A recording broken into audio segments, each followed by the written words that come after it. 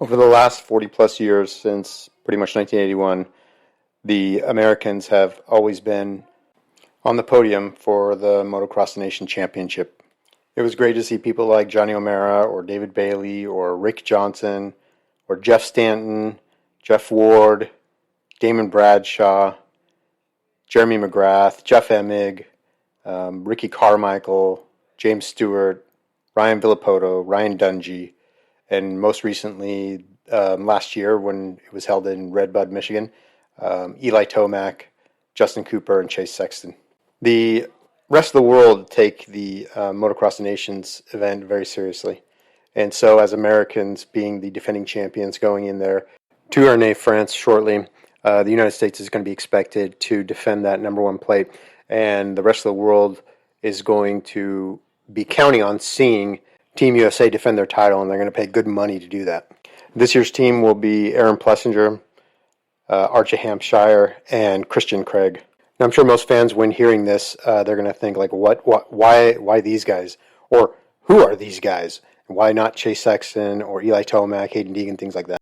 Now, when hearing these names, like Aaron Plessinger, one might be tempted to think this most recent year, racing in the 2023 Supercross, the round in Detroit, leading for multiple laps, thinking that he most likely is going to win, only to throw it away in the last. Christian Craig, like right here in 2022, in a pre-race practice for Supercross, going over a set of whoops and just completely biting it, breaking his arm, and having to carry it on a stretcher. And with RJ Hampshire, I mean, you could just take your pick. The most recent one was Unadilla round this year. The second turn of the second 250 moto, completely bites it, goes head over heels, and ends up having to be given a neck brace. They had to restart the race, gets taken off on a stretcher, and this was one of many events that occurred where he crashed throughout 2023. Now, instead of thinking about it like that, I would caution people to think about it like this. Aaron Plessinger is a former 250 national champion, and he's also a former 250 Supercross, I think, West Coast champion.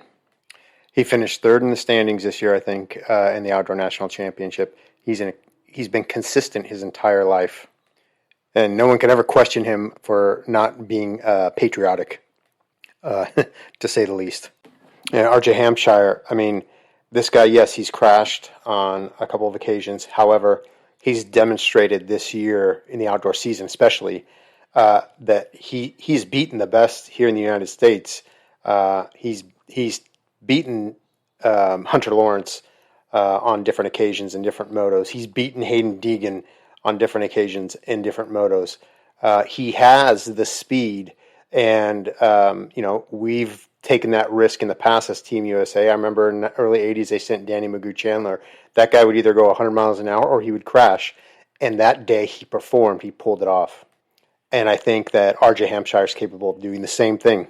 With RJ Hampshire, sometimes when you see him race, even as a fan, you can question his decision-making process, or why he decided to take a certain line, or why he decided to pass somebody when he knew the risk. But there's one thing that you can never question with RJ Hampshire, and that's his heart. This guy will give 110% every single time. And that's the type of person that we need to when going over there and representing us. I mean, if this guy loses a leg halfway through his moto, he's going to try and finish that moto still. I fully believe that it is not out of the realm of possibility for RJ Hampshire to put together two really good motos and come across in the top three and keep our points totaled down to stay in the running for the defending the title. Now, Christian Craig has been out of commission for a while, but that's a good thing. This guy is hungry. He wants to get back out there on the track, and he wants to continue with his career. And what a better way to make a statement than to blow everybody away and in his motos, in his class at the Motocross the Nations in front of the world stage with everybody watching. I think he will take that type of pressure and just swallow it whole. Now, granted, earlier this week when interviewing these guys, especially like Aaron Plessinger, he was asked, and he answered about having any kind of experience competing on tracks, foreign tracks, or even traveling to foreign countries and competing there. And he admitted wholeheartedly that he has never raced competitively outside the United States. He's never been on a European track. So this will be the first time for all three of them, in fact. And that is one of those things that that you can't compensate for experience, but they're going to have to cut their teeth at some point. Now, Ernée France track is one of your quintessential European tracks, built on the side of a hill. Lots of ups, lots of downs, and lots of ruts. Usually, only one line. As you can see from the footage above of a GoPro point of view of somebody racing on the Ernée France track, it is narrow. It's more narrow than American tracks. It's, like I said, got lots of ups, lots of downs. You can tell there's only one really good line. So if you don't learn how to pass in key moments, like Europeans have been taught to do their entire life, you could get stuck in the same place, in the same spot that you start in, which would not be good, especially if you're plagued by a poor start. Additionally, these guys are going to be thrown in with some of the fastest racers in the world. R.J. Hampshire in the 250 class, which I think he's going to be running that. He's going to be in there with the likes of Andrea Adamo, who's about ready to pull off his first MX2 or 250 class world championship. Likely Tom Vial for Team France, who's a two-time world championship in the MX2 or 250 class. Additionally, most likely Hunter Lawrence is going to be racing for Australia, likely in the 250 class, which means he's the defending AMA national champion for the 250 class. So it is extremely competitive.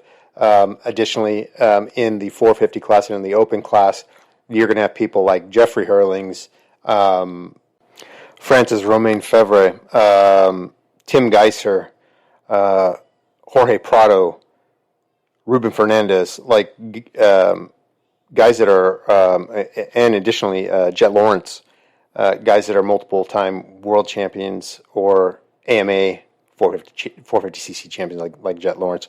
Definitely the fastest in the world, especially Jeffrey Hurlings, and would be hard to beat, even for people like Eli Tomac or Cooper Webb or Chase Sexton, people who we originally thought were going to be going. Now, having listened to these guys talk, it's clear that they feel like they're the underdog, and they like being in that position. They like the position of the underdog. We've all seen in other types of sports where when one opportunity, one game, the underdog actually ends up winning. So I think the big question is how do we avoid being put in this spot in the future? Well, let me float a theory. So after having done the research, and this is not the first time this has happened, the reason why a lot of these other riders aren't going is mainly due to the fact that the teams that they're contracted with won't support them financially for going over. So let's say, for instance, Chase Sexton working with Team Honda. Team Honda says, we're not going to support you financially to go over. And so that leaves Chase Sexton on his own, having to financially fund his own travel over to Ernée France, getting his equipment over there, all that kind of stuff, which should never happen. So why don't we take the same approach that like the Olympics or the World Cup does? The top 10 teams that are going to perform every year, they should have everything paid for, all inclusive, to get over there, to get everything done. They should be paid to race over there. And that way there doesn't have to be a worry of them not showing up. We can also request and take the Olympic schedule. Every other year, every 2 years is an Olympics. There's a Winter Olympics or Summer Olympics every other year. Why don't we turn this into an every other year event? Request through the promoters, request through FIM that it be every other year. Now, I doubt they're going to allow for it. It's probably already been challenged. Europeans, they don't like change. They're all about tradition. Plus, it's a massive money grab for people like Giuseppe Longo, who's been doing this forever, and they don't really care that Yamaha or KTM or Honda has to dig into their very deep pockets to fund their riders coming over. So I would say unless in the future, unless they change this, the United States just says, hey, we're only doing this every other year from now on.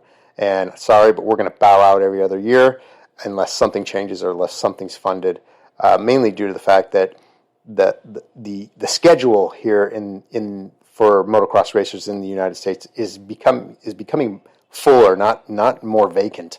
It's getting to the point where the best motocrossers in the world don't have really an off season because money makes the world go round. So whereas before it used to be, in the early 2000s, it used to be 15 Supercross events, 10 or 11 outdoor motocross events, and then the Motocross of Nations. Now it's 17 Supercross events, it's 12 or 13 outdoor events, it's 3 or 4 rounds of the Super Motocross playoffs. You got the World Motocross. I mean, it's getting to the point where there is no off season for these guys, which is what is just they're burning themselves up. Why their careers are ending so quickly. So making it every other year would really take a lot of stress and pressure off of the racers, especially. And we could also expect the Americans to turn out an excellent team and get dominate every year that they go there.